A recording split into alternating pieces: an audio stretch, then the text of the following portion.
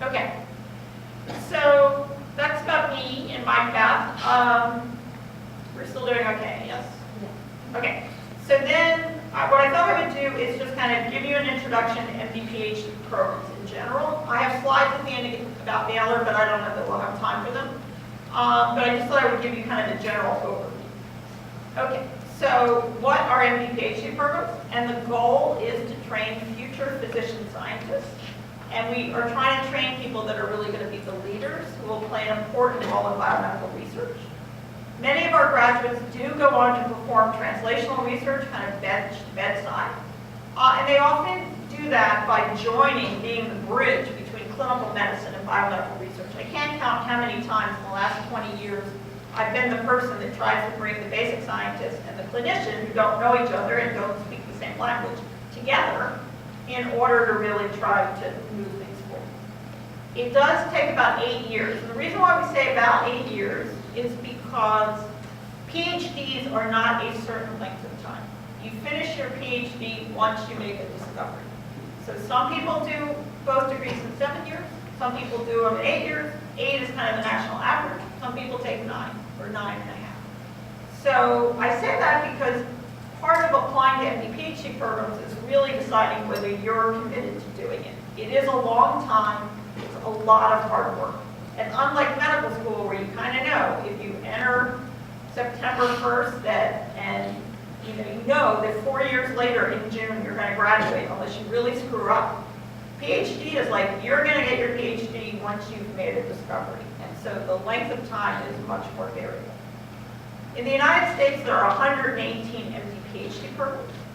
43 of them are referred to as medical scientist training programs, or MSTP. That particular set of initials applies to programs that have an NIH grant that's awarded by the National Institute of General Medical Sciences to help support the program. But there are a lot of very good MD-PhD programs that don't have an MSTP grant, but it's just sometimes people ask me, what does the MSTP thing mean? And that means you have a grant from the government to help support the cost of the program. Most programs are some type of sandwich, with you doing 2 years of medical school, then most of graduate school, then the end of medical school. But it really varies from program to program. So if you're applying for MD-PhD programs, it's one of the things to pay attention to. So for example, in Houston, there are 2. This is what the Baylor one looks like. UT Houston, you actually do 3 years of medical school. They then do less graduate school classes than we do. Then they go back and do 1 year. They do their PhD. They spend more of their graduate time focused on the lab, and then they come back and do 1 year of their MD. So they're all a little different, but they generally, most of them work as sandwiches. So in our case, you do 1.5 years of kind of the basic science of medical school. Then you do 6 months in clinics. Then you go to graduate school. As I said, it's year 3 to 5, but it kind of depends on how long it takes.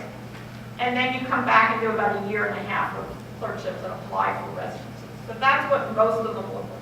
But as I said, if you're going to apply to them, you should pay attention to these details because they do vary. Almost all MD-PhD programs have a number of activities that are specifically related, or specifically for the MD-PhD students to try to integrate medicine and science. So for example, you may take graduate classes during the first 2 years of medical school. You might take a translational biology class early in medical school. There can be clinical activities during graduate school. So for example, our students in their 3rd and 4th year of graduate school go to a Saturday morning clinic at the San Jose Clinic. So again, MD-PhD program directors and their staff spend a lot of time running these kinds of activities. Almost every program has a yearly retreat where they get the students from all levels of the program together and faculty, and the students present their research and they participate in workshops.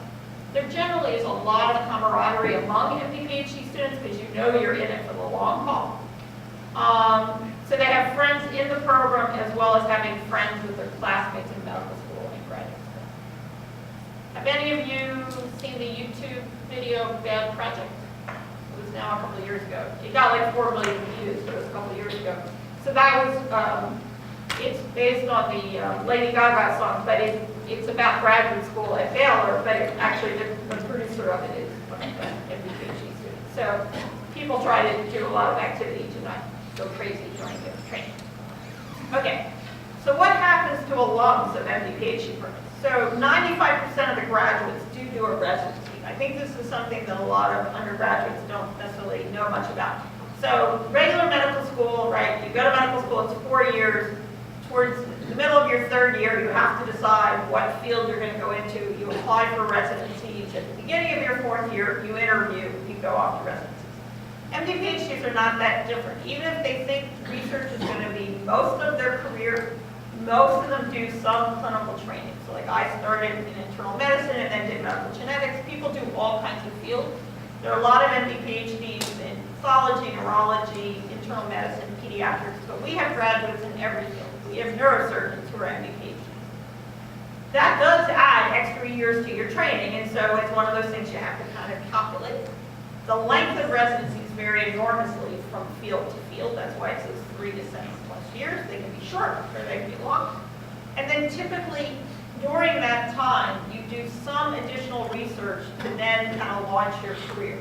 But MD PhD graduates spend much less time doing research fellowships because they've already had their graduate training, so they're much quicker at kind of picking what they're going to work on and moving on to getting a job.